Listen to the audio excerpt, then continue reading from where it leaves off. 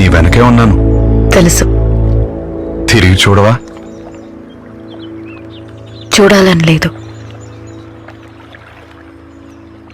నువ్వు నాకు హోప్ ఇచ్చినట్టు నేను నీకు ఇవ్వలేను. సరే, నా గురించి తెలుసుకోవడానికి వచ్చానన్నా. ఏం తెలుసుకున్నాం నా గురించి? సంజయ్, అది నేను చెప్పనా, ఇదొక ఎమోషనల్ ఫుడ్, పిచ్చిది, ఏం చెప్పినా నమ్మేస్తుంది, దీన్ని మోసం చేస్తూ లైఫ్ అంతా నెట్టేయొచ్చు అని తెలుసుకున్నాం, అంతే కదా? నీ మనసులో నేను తప్ప ఇంకెవరు ఉండకూడదని ఆ బాధలో నేను ఆ రోజుల్లో మాట్లాడాను.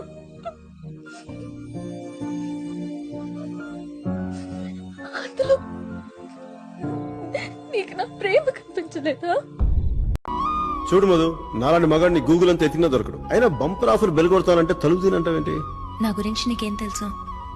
బాగుంటాం, భార్య అయితే ఇంకా బాగుంటావు అని. అయినా చూడు, ఎంతకాలం ఇలా మహారాణిలో చూసుకుంటాను. చూసుకోనా?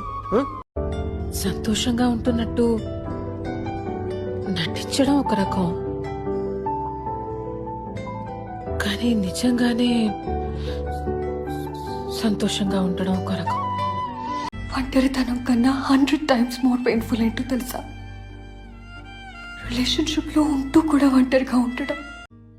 లైఫ్లో ఎవరిని ఊరికనే కలవం కృష్ణ. అయితే బ్లెస్సింగ్ అయినా అయి ఉండాలి, లేదా లెసన్ అయినా.